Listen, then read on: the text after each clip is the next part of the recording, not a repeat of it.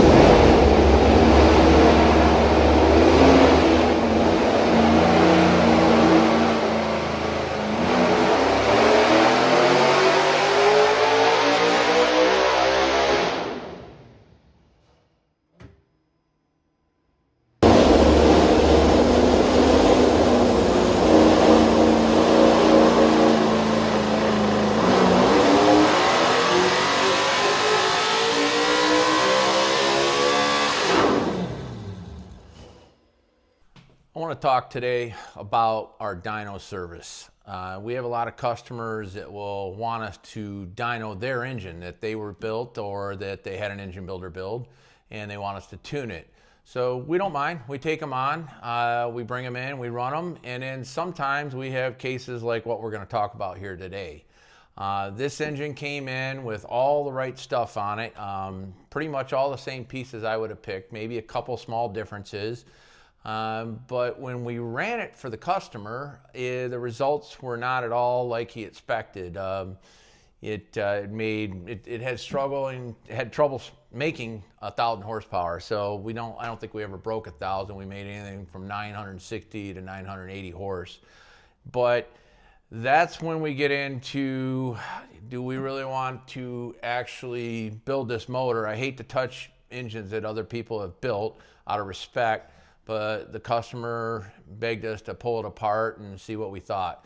So this is a really good example we're going to go over about what people do by saving a buck going somewhere and having a non-engine builder do it. They picked all the right parts and pieces, but the results were not good. So I'd like to talk about some of the things we did to this engine. Some of the changes we did was obviously the hone finish. We've learned a lot over the years on the hone finish, so that was very different from what was in there.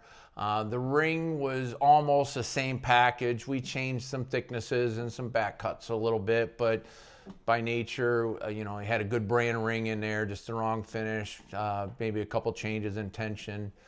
And then the piston was changed around. We put our design on there. It's a diamond deal that is done custom for us.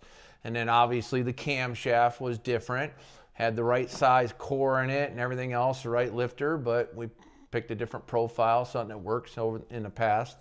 And the big thing was the cylinder heads. It had a really good set of cylinder heads on it, but they went kind of the wrong direction on the chamber, so we welded that up. Redid the chamber, even softened it a little bit for a nitrous combo for later. But it's just a number of things that were done differently.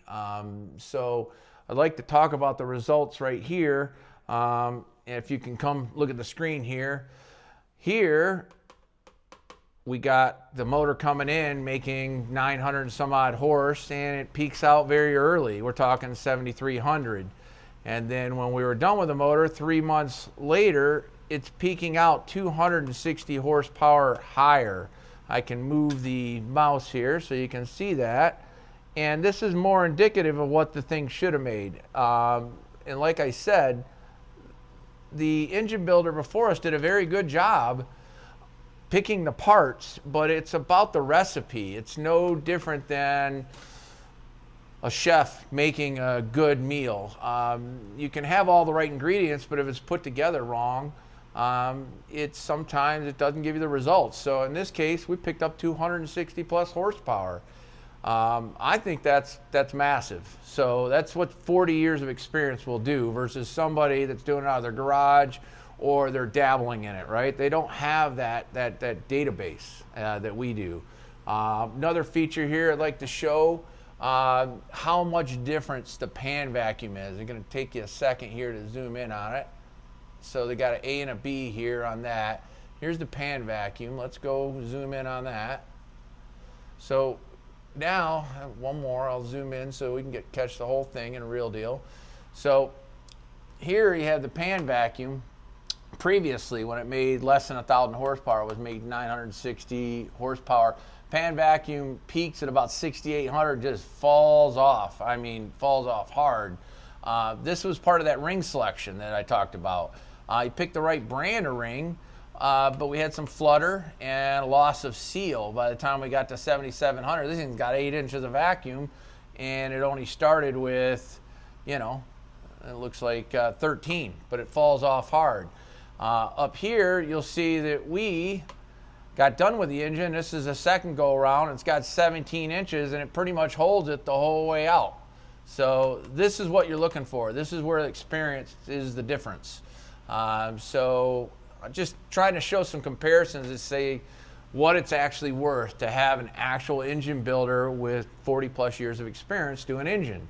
All this stuff was worked out over time through my racing career and doing so many engines and having a dyno to substantiate your findings. And this is a really big part about it. So I think that it's really important that people see some of the results, and I can tell you the customer was very, very happy. But the engine builder that did it before us, he didn't rip the guy off. He did a good job. The quality of work was good. The part selection was good. It's just the final recipe and the experience wasn't there. So that's really what it takes to make the real power that they want. Off the dyno and ready for the customer to pick up. Some of the things I didn't talk about earlier is we provide plumbing on nitrous systems.